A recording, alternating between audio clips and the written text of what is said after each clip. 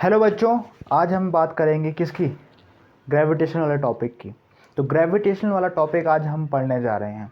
तो ग्रेविटेशन वाला टॉपिक बहुत ही इम्पॉर्टेंट है according to a class 11 point of view.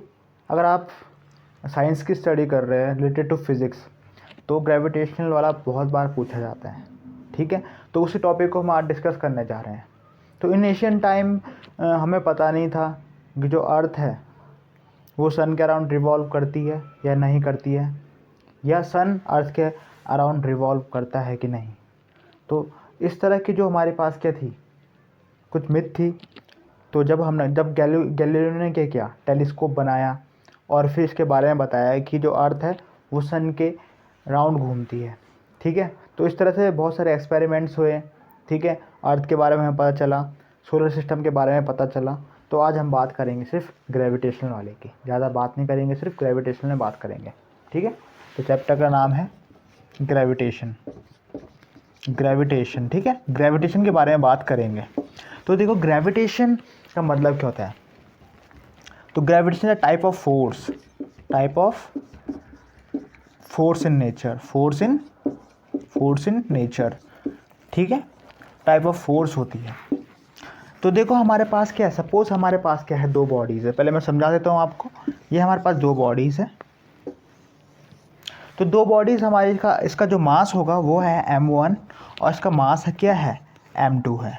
ठीक है, और इन दोनों के बीच में जो डिस्टेंस है वो कितना है, वो है r डिस्टेंस। कितना है, r डिस्टेंस। ठीक है, तो according to the gravitation law, Newton law of gravitation बोलते हैं। तो तीन लॉ तो आपने पढ़े होंगे न्यूटन्स के, first law, second law and third law. ये हम बोल सकते हैं उसके आगे वाला लॉ है Newton law of gravitation. Newton law of gravitation है ये। ठीक है, तो न्यूटन लॉ ऑफ ग्रेविटेशन क्या कहता है, according to the Newton law of gravitation, force is directly proportional to product of masses m1 and m2. Force is inversely proportional to square of distance, और इसको हम बोलते हैं इन्वर्स स्क्वायर लॉ को ये फॉलो करता है। इन्वर्स स्क्वायर लॉ भी बोलते हैं, स्क्वायर लॉ भी बोलते हैं। ठीक है, अब हम बात करेंगे पहले इसकी। अगर मास बढ़ेगा यानी कि मास हैवी होगा तो gravitational force between the two bodies become maximum. यानी कि मास बढ़ने से क्या होगी, फोर्स बढ़ेगी। और जैसे जैसे डिस्टेंस बढ़ेगा दो ऑब्जेक्ट के बीच में तो ग्रेविटेशनल फोर्स क्या होगी, कम होगी। ठीक है, तो ये हमारे पास फर्स्ट इक्वेशन होगी और इस सेकंड इक्वेशन हो गई। दोनों को कंबाइन कर देंगे तो हमारे पास क्या बन जाएगी, इसको हम रब कर लेते हैं। तो दोनों को हमने कंबाइन कर दिया तो क्या हो जाएगा, कंबाइनिंग फर्स्ट एंड सेकंड।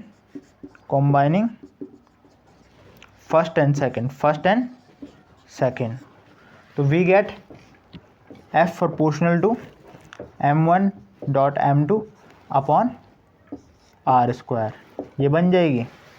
तो इतना समझ में आ गया। अब देखो यहाँ पे क्या लग जाएगा, जब ये प्रोपोर्शनल हटेगा ग्रेविटेशनल कांस्टेंट आ जाएगा। क्या आ जाएगा, ग्रेविटेशनल कांस्टेंट आ जाएगा r स्क्वायर। ठीक है, और इसकी जो वैल्यू होगी 6.626 इंटू 10⁻11 न्यूटन मीटर स्क्वायर पर kg स्क्वायर होगी। ठीक है, तो ये किसकी वैल्यू हो जाएगी, ग्रेविटेशन की। ठीक है, तो ग्रेविटेशन कांस्टेंट की वैल्यू हम लिख देते हैं 6.67 इंटू 10⁻11 न्यूटन मीटर स्क्वायर पर kg स्क्वायर। ये किसकी वैल्यू हो जाएगी, ग्रेविटेशन कांस्टेंट। तो ये सेम रहेगा, ये कांस्टेंट रहेगा, यूनिवर्स में क्या रहेगा, कांस्टेंट रहेगा। तो ये हमारे पास क्या आ गई, न्यूटन लॉ ऑफ ग्रेविटेशन हमने बता दिया। ठीक है, अब देखो क्या बात आ रही है, अब बात आएगी किसकी, इनकी एसआई यूनिट के बारे में और डायमेंशन के बारे में बात करेंगे। तो इसके टाइम पहले इतना कॉपी कर लिया, ये तो इजी है। ठीक है, अब इसके बारे में आगे देखो, इसके बारे में हम पूरा डिस्कस करेंगे, डेप्थ का असर पढ़ेंगे, एक्सेलरेशन ड्यू टू ग्रेविटी के बारे में पढ़ेंगे। ठीक है, और क्या पढ़ेंगे, ग्रेविटेशनल पोटेंशियल के बारे में पढ़ेंगे, एस्केप वेलोसिटी के बारे में पढ़ेंगे। चैप्टर में काफ़ी बड़ा चैप्टर है। ठीक है, तो देखो अगर हमें क्या पूछा गया है कि calculate the SI unit of gravitational constant, calculate the, एक क्वेश्चन ये भी आ सकता है, calculate the SI unit of gravitational constant की SI यूनिट निकालो आप, तो आप किस तरह से निकालोगे? तो सबसे पहले हम क्या करेंगे, ये फॉर्मूला यूज़ करेंगे। तो इसमें देखो जो F है इसके साथ R² मल्टीप्लाई में चले जाएगा और अपॉन में m1.m2 यहाँ पे आ जाएगा, ठीक है। तो F into R² m1.m2 equals to G। तो हमें पता है फोर्स की यूनिट क्या होती है, फोर्स की यूनिट हमें पता है न्यूटन होती है। क्या होती है? न्यूटन होती है। और डिस्टेंस की क्या होती है? Metre square. और मासेस की क्या होगी? kg²। तो हमारे पास की SI यूनिट निकल गई है, तो ठीक है, ये SI यूनिट हो गई है, ठीक है, समझ में आ गया। तो ये इसकी SI यूनिट निकल गई है। अब हम बात किसकी करेंगे? इसके डायमेंशन की बात करेंगे। तो डायमेंशन की बात करेंगे तो हम डायमेंशन एनालिसिस करेंगे इसका। तो यानी calculate the SI unit of gravitation constant तो हमने निकाल दी। अब क्या करेंगे? कैलकुलेट द डायमेंशन ऑफ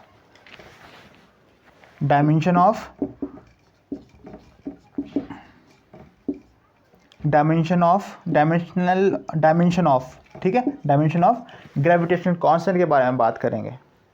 तो हमें पता है, इसको मैं रब कर लेता हूँ। अब हम इसका यूज़ करेंगे। तो फोर्स का डायमेंशन क्या होता है?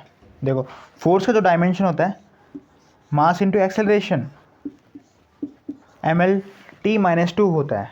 ये तो फॉर्मूला हो गया ऊपर वाला, ये क्या है? ये फॉर्मूला है। आर का क्या होता है? आर का होता है L²। और मासेस का क्या होगा? kg.kg। तो kg किसका होता है? मास का होता है ना। तो इसको हम लिखेंगे m.m, दैट इज m²। इतना समझ में आ गया। तो ये किसकी निकल जाएगी? जी की निकल जाएगी। देखो बहुत ईजी थी नहीं। अब देखो ये m है, ऊपर जाएगा तो ये कितना होगा? m1 ऑलरेडी है, 2 ऊपर में चले जाएगा, माइनस L³ t-2 जी, ठीक है।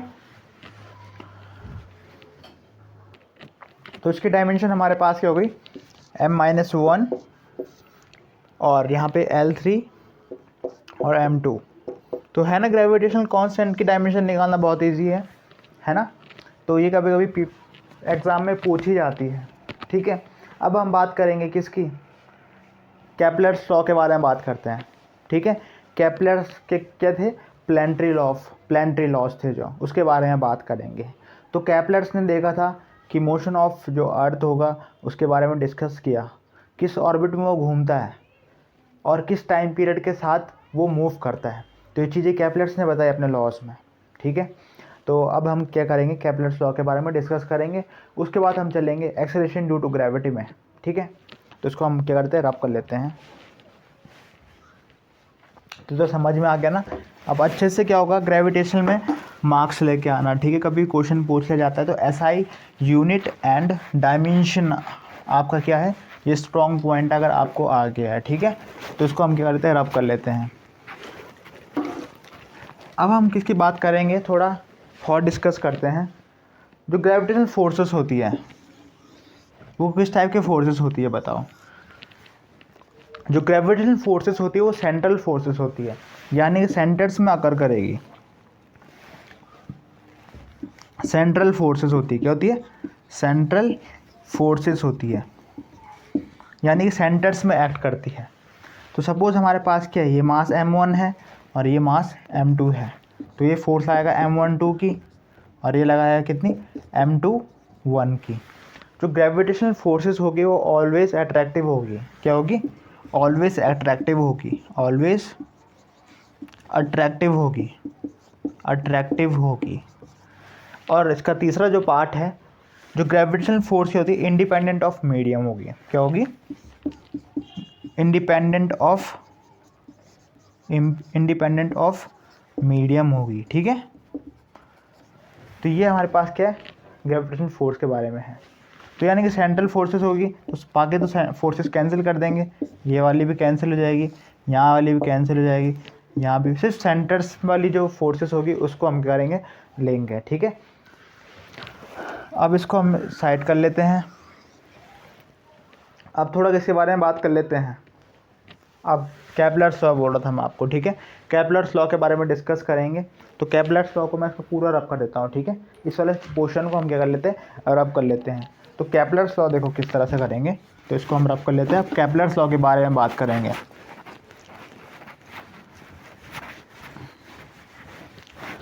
केपलर्स लॉ मैंने बताया था प्लानिटरी लॉज होते हैं। क्या होते हैं? प्लानिटरी लॉज होते हैं, और उनको हमें क्या करना है, वो हमारे मोशन बताएंगे। Kepler's law of planetary motion, Kepler's law of planetary motion के बारे में बात करेंगे, ठीक है। इस लॉ के बारे में बात करेंगे आज हम, केपलर्स लॉ के बारे में, ठीक है। तो पहले मैं इसकी इंक रिफिलिंग करता हूँ, उसके बाद हम आगे पढ़ेंगे। तो केपलर्स के 3 लॉज होते हैं। क्या होते हैं? 3 लॉज होते हैं। तो पहले है लॉ ऑफ ऑर्बिट, ठीक है, लॉ ऑफ ऑर्बिट होता है। दूसरा जो लॉ होता है लॉ ऑफ एरिया, और तीसरा जो लॉ होता है लॉ ऑफ पीरियड होगा। क्या होगा? लॉ ऑफ पीरियड्स होगा, ठीक है। ये 3 लॉज केपलर्स ने दिए थे। तो पहला जो लॉ है वो लॉ ऑफ ऑर्बिट है। पहला लॉ बोलता है कि जो ईच प्लैनेट होता है move around the sun in an elliptical orbit with sun at one of its focus. तो सन, यहाँ पे सपोज सन का फोकस यहाँ पे, ये सन हो गया, और ये क्या हो गई? इलिप्टिकल ऑर्बिट हो गई। क्या हो गई? इलिप्टिकल ऑर्बिट हो गई, ठीक है। क्या हो गई? इलिप्टिकल ऑर्बिट हो गई। अब ये जो सन होगा, सन के अराउंड क्या होगा? प्लैनेट मूव करेंगे, ठीक है। प्लैनेट मूव करेंगे किस ऑर्बिट में? इलिप्टिकल ऑर्बिट में मूव करेंगे with sun at its one of focus, यानी कि सन किसी एक फोकस में होगा। सन यहाँ पे फोकस की तरह काम करेगा, ठीक है। पहला लॉ ये कहता है।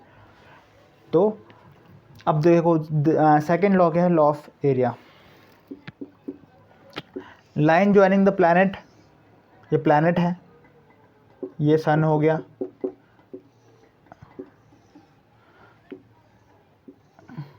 सपोज प्लैनेट है, कुछ टाइम बाद प्लैनेट यहाँ आ जाएगा, तो यानी इतना एरिया स्वैप्ट करेगा।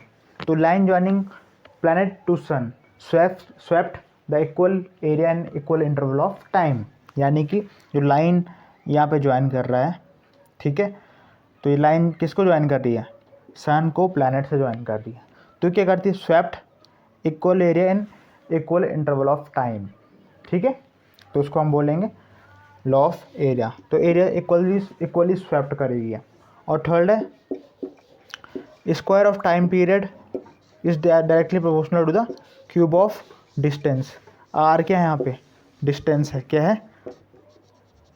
डिस्टेंस है। टी क्या है? टाइम पीरियड है। तो शॉर्ट में हमने क्या कर लिया, इसको समझ लिया। तो हम इसको लिख सकते हैं each planet revolve around the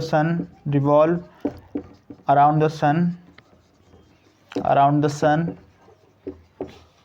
in elliptical orbit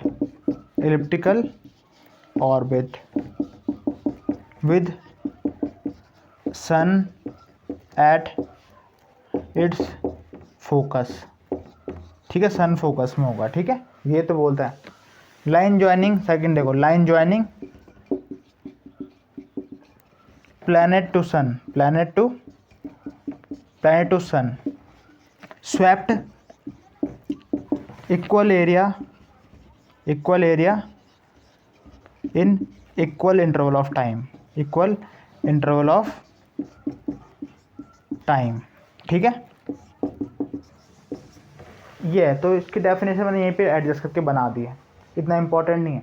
और थर्ड है square of the time period is directly proportional to the cube of distance. This is the Kepler's law, ठीक है। तो केपलर्स ने ये लॉज दिए थे, किसके? प्लैनेटरी मोशन के दिए थे। और इसमें जो लॉस ऑफ एरिया होगी, इसमें एरियल वेलोसिटी क्या होगी? Areal velocity of a planet is constant क्या होगी, कांस्टेंट होगी। तो एरियल वेलोसिटी क्या होगा, area covered in given time. तो this is areal velocity, area covered in per unit time, that is called areal velocity. तो ये केपलर्स लॉ के बारे में बात हो गई, ठीक है। तो ये समझ में आ गया। आगे पढ़ते हैं कौन सा, अब हम पढ़ेंगे एक्सेलरेशन ड्यू टू ग्रेविटी और ग्रेविटेशनल पुल, ठीक है। तो इसको मैं उठा देता हूँ। तो ये समझ में आ गया अच्छे ढंग से, ठीक है। ये केपलर्स लॉ है हमारे, क्या है, केपलर्स लॉ है।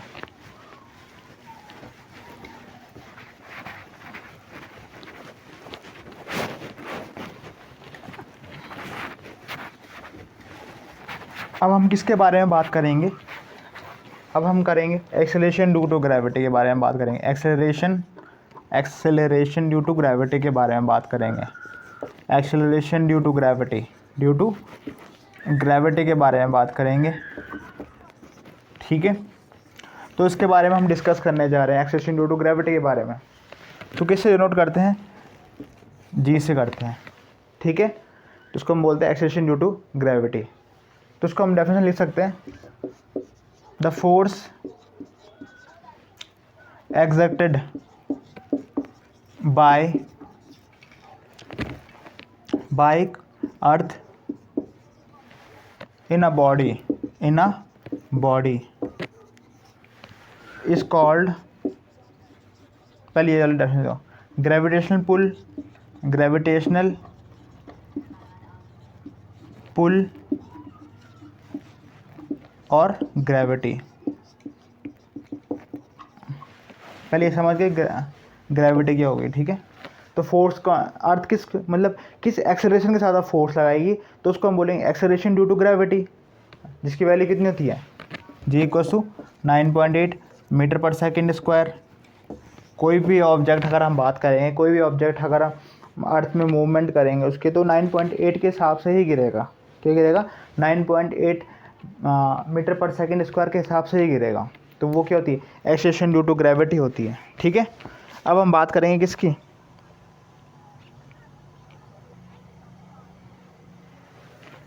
तो हम बोल सकते हैं acceleration produce by a body acceleration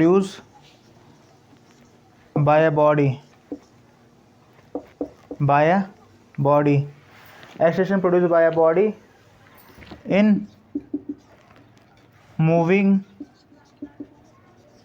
object in presence of gravity के प्रेजेंस में बात करेंगे अगर हम, जो प्रेजेंस ऑफ ग्रेविटी। तो यानी कि एक्सेलरेशन, जैसे कोई ऑब्जेक्ट है, सपोज हमारे पास क्या है, ये अर्थ है, तो यहाँ पे एक्सेलरेशन ड्यू टू ग्रेविटी है। तो यहाँ पे कोई भी ऑब्जेक्ट अगर एक्सेलरेट होकर गिरेगा तो 9.8 मीटर पर सेकेंड स्क्वायर होके ही गिरेगा, जिसको हम बोलते हैं जी, एक्सेलरेशन ड्यू टू ग्रेविटी, ठीक है। 9.8 होगी, क्या होगी, 9.8 होगी। अब ये थोड़ा वेरी करती है, ये जी हर समय 9.8 मीटर पर सेकेंड स्क्वायर नहीं रहेगी, ये वेरी करेगी, डेप्थ के अकॉर्डिंग वेरी करेगी, हाइट के अकॉर्डिंग वेरी करेगी, शेप के अकॉर्डिंग वेरी करेगी, ठीक है, और रोटेशनल मोशन ऑफ अर्थ के अकॉर्डिंग वेरी करेगी, ठीक है। तो ये जी की वैल्यू क्या होगी, वेरी करेगी डिफरेंट फॉर्म में, ठीक है। मैंने पहले बताया आपको, डेप्थ की वजह से वेरी करेगी, हाइट की वजह से वेरी करेगी, और रोटेशनल मोशन की वजह से वेरी करेगी, और शेप की वजह से वेरी करेगी, ठीक है। ठीक, थोड़ा इसका हॉट टॉपिक हम आगे पढ़ेंगे, तो उसको थोड़ा हॉट डिस्कस कर लेते हैं। इसका जो फॉर्मूला है वो किस तरह से आएगा,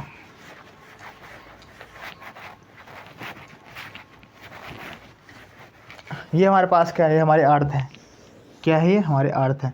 यहाँ पर हमने कोई ऑब्जेक्ट रख दिया, क्या रख दिया, ऑब्जेक्ट रख दिया। तो इसमें कौन सी लगेगी, इसमें लगेगा एक्सेलरेशन ड्यू टू ग्रेविटी लगेगी। यहाँ से यहाँ तक की डिस्टेंस क्या हो गई, ये आर हो गई, क्या हो गई, आर हो गई, ठीक है।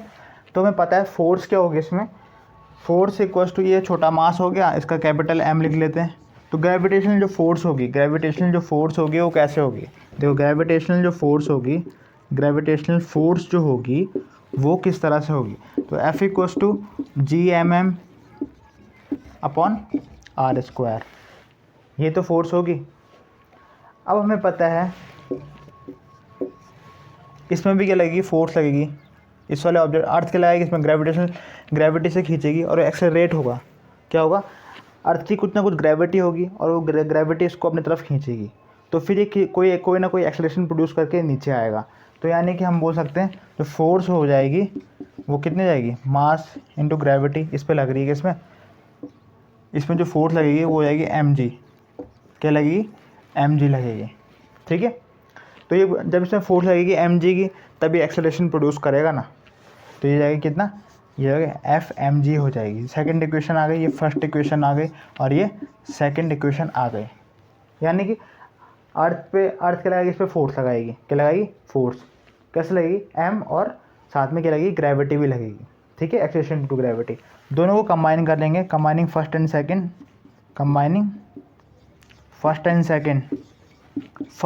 को कंबाइन कर देंगे तो क्या हो जाएगा, ये देखो, ये हो जाएगा GM upon are square equals to mg। m से m कैंसिल तो बच जाएगा कितना, GM upon are square equals to g। इस तरह से हम कैसे कर सकते हैं, एक्सेलरेशन ड्यू टू ग्रेविटी हम निकाल सकते हैं। रेडियस ऑफ अर्थ हमें पता है 6400 किलोमीटर, ग्रेविटेशनल कांस्टेंट की वैल्यू पता है और मास भी हमें पता होता है। ठीक है, अर्थ का। अब हम बात करेंगे किसका,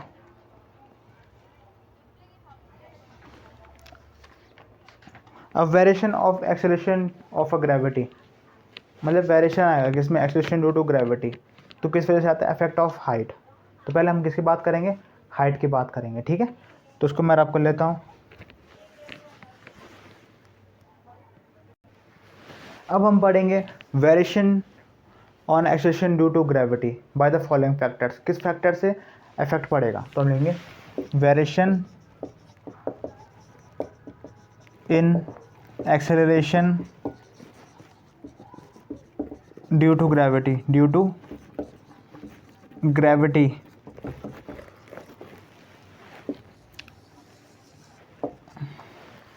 variation in acceleration due to gravity, यानी कि वेरिएशन आएगा। ठीक है, वेरिएशन किस वजह से आएगा, हाइट की वजह से आएगा, डेप्थ की वजह से आएगा, तो बहुत सी चीज़ों की वजह से वेरिएशन आएगा। तो पहले हम बात करेंगे effect of height. Effect of height की वजह से क्या वेरिएशन आएगा, तो सपोज हमारे पास क्या है, ये हमारी क्या है, ये हमारी अर्थ है, ये ऑब्जेक्ट क्या है, इन्फिनिटी में है। ठीक है, और इसको थोड़ा नीचे रख देते हैं, ये इन्फिनिटी में है। ठीक है, और इसका जो यहाँ से यहाँ तक का डिस्टेंस है वो कितना है, h है, और ये पॉइंट हम डाल देते हैं, ये रेडियस ऑफ अर्थ हो जाएगी, है ना। तो यहाँ पे क्या होगी, यहाँ पे ग्रेविटी g डैश हम मान लेते हैं और यहाँ पे मान लेते हैं इसमें g होगी इस पॉइंट में, तो इसको हम डालते हैं a point and this is b point और दिस इज़ o पॉइंट। ठीक है, ये कौन सा पॉइंट मान लिया हमने, इसको a मान लेते हैं। a में हमारे पास क्या थी, देखो a में हमारे पास g है, क्या है, g है, और b में क्या है, g डैश है। ठीक है, तो यानी कि यहाँ पे हाइट की वजह से थोड़ा कुछ ना कुछ चेंज आ गया, तो उसको हम कैलकुलेट करेंगे। तो हम लिखेंगे at point B acceleration due to gravity is, acceleration due to gravity is कितना हो जाएगा, ये बताओ।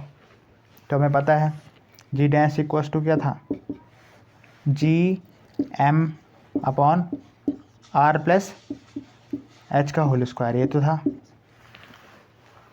अब डिस्टेंस कितनी हुई, R प्लस H, जी डैश की आ गई, तो this is equation first.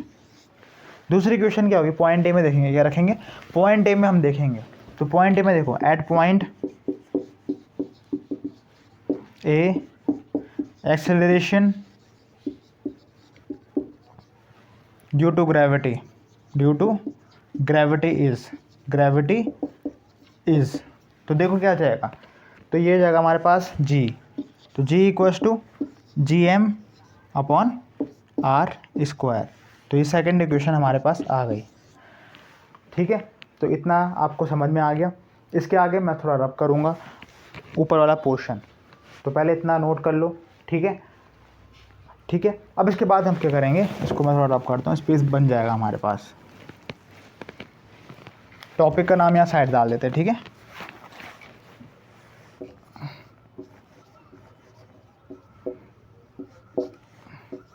Due to height था ना ये, इफेक्ट ऑफ हाइट, या इफेक्ट ड्यू टू हाइट, ठीक है, ये टॉपिक का नाम है। इसके बाद देखो फर्स्ट और सेकंड को हम क्या करेंगे, डिवाइड कर देंगे, dividing first by second, first by second, तो हमारे पास क्या बन जाएगी, देखो ये बन जाएगा जी डैश अपॉन जी। तो जी डैश हमारे पास कितना है, G M upon R plus H का होल स्क्वायर, और ये नीचे G M upon are square. G M से जी एम कैंसिल, तो ये बन जाएगा कितना, R square R plus H का होल स्क्वायर। ये समझ में आ गया। G dash plus upon G क्या बन गया, R square upon R plus H का होल स्क्वायर, ये बन गया। अब इसको हम क्या करेंगे, रब करते हैं नीचे वाला पोर्शन को, इतना नोट कर लिया था। अब इसके बाद देखो क्या होगा, तो इफेक्ट ऑफ हाइट है, ये क्या है, इफेक्ट ऑफ हाइट इस टॉपिक का नाम है, ठीक है। तो याद रखना, मैं इसको आगे करा रहा हूँ, इफेक्ट ऑफ हाइट है ये, क्या है ये, इफेक्ट ऑफ हाइट। अब देखो क्या हो जाएगा, इसके बाद देखो g dash upon g r square, और ये क्या हो जाएगा, ए प्लस बी का होल स्क्वायर तो पढ़ा ही है ना आपने, एच स्क्वायर प्लस 2HR, ठीक है। यहाँ से क्या कर लेंगे, आर स्क्वायर, अब यहाँ से आर स्क्वायर कॉमन ले लेंगे, तो क्या बन जाएगा, आर स्क्वायर, तो ये जाएगा कितना 1, ये जाएगा H square upon are square, ठीक है। ये कैपिटल आर ले लो यहाँ पे कैपिटल आर होगा, ठीक है। और यहाँ पे क्या हो जाएगा, 2HR अपॉन आर स्क्वायर, ठीक है। तो आर से आर कैंसिल, तो यहाँ बच जाएगा कितना, 2H अपॉन आर। आगे समझ में, आर स्क्वायर से आर स्क्वायर कैंसिल, क्या हो जाएगा, कैंसिल हो जाएगा, तो बच जाएगा कितना, g dash upon g equals to 1 upon 1 plus h by r का होल स्क्वायर। अब इसको ऊपर लेके चले जाओ, रेसिप्रोकल हो जाएगा, तो उसका जो पावर हो जाएगी वो माइनस में हो जाएगी, क्या हो जाएगी, माइनस में हो जाएगी, ठीक है। अब बाइनोमियल एक्सपेंशन करेंगे इसका, इसको हम डाल दें क्वेश्चन 3। तो बाइनोमियल एक्सपेंशन का शॉर्ट तरीका, पहले इसको हम इतना समझ में आ गया ऊपर वाला, उसको हम रब कर लेते हैं, ठीक है। आप देखो उसका बाइनोमियल एक्सपेंशन कैसा होगा, जी डैश अपॉन जी। अब बाइनोमियल एक्सपेंशन करना था तो मुझे इसकी शॉर्ट ट्रिक पता है, एक्सपेंशन है तो लंबा नहीं करेंगे, तो शॉर्ट में ही करेंगे, ठीक है। तो इसकी जो पावर होगी, ये 2 है, वो इनसाइड मल्टीप्लाई कर लो, तो 2H upon R plus higher power of H upon R, ठीक है। Terms containing plus terms containing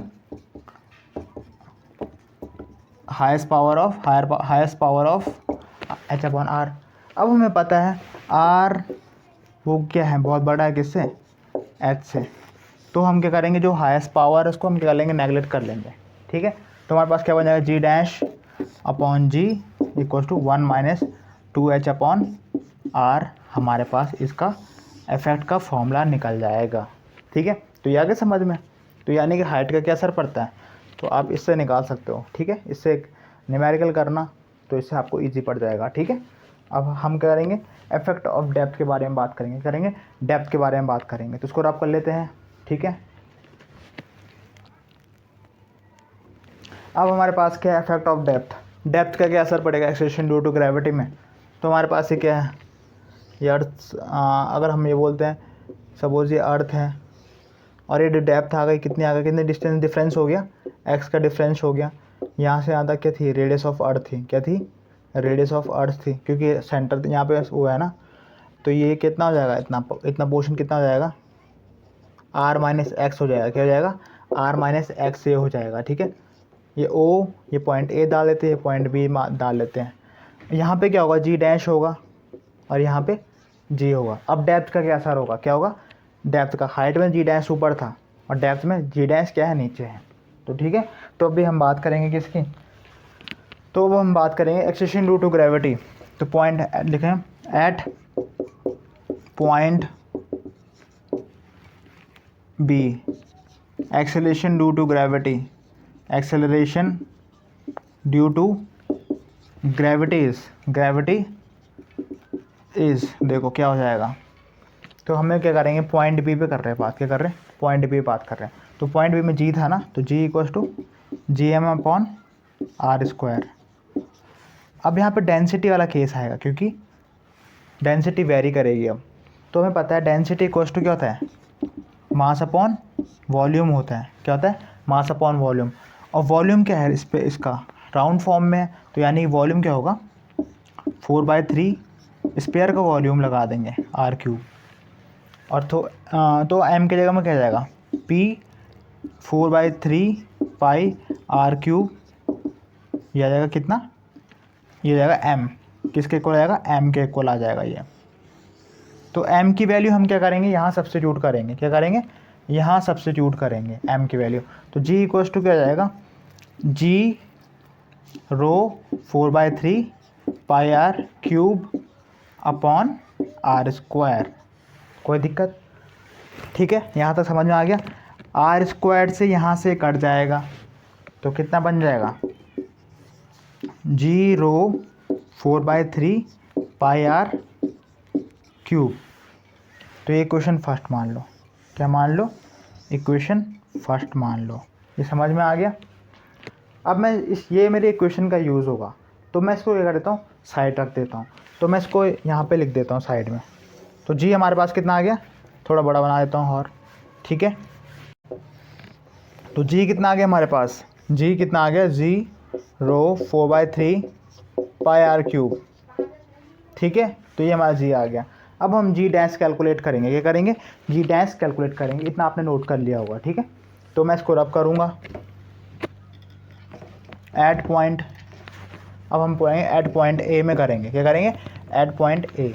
तो यहाँ पे जी डैश था ना, क्या था, जी डैश, और डिस्टेंस कितना है यहाँ पे, r-x हो जाएगा। देखो जी डैश पे कितना है, r-x है ना, r-x का होल स्क्वायर हो जाएगा, ठीक है। अब बाकी सारा रब कर लेते हैं हम। ये आ गया। डेंसिटी इक्वल्स टू क्या है, मास अपॉन वॉल्यूम है, मास अपॉन 4/3, यहाँ पे हो जाएगा r-x का क्यूब। समझ में आ गया, ठीक है। जहाँ पे r है वहाँ पे r-x रख दो, यहाँ पे भी क्या हो जाएगा, r-x का क्यूब हमारे पास क्या आ जाएगा, ये m आ जाएगा।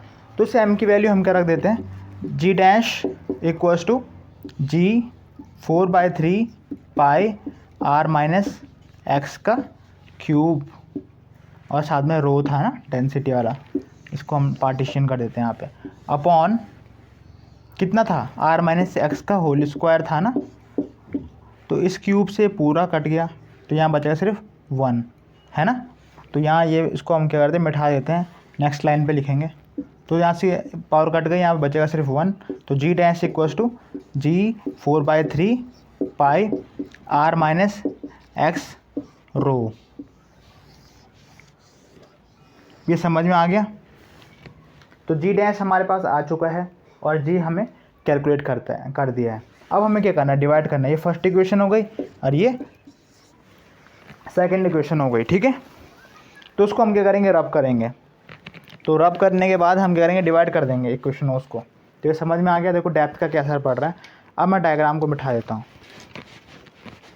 इसको मिटा देते हैं, इसके बाद वाला पोर्शन चलते हैं, ठीक है। अब हमारे पास क्या है, दो इक्वेशन आ गए। डिवाइड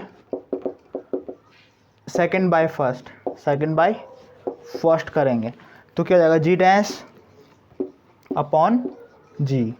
तो जी डैश कितना था हमारे पास, जी अपॉन 4/3 पाई r-x, और साथ में क्या था, साथ में हमारे पास क्या था, रो था।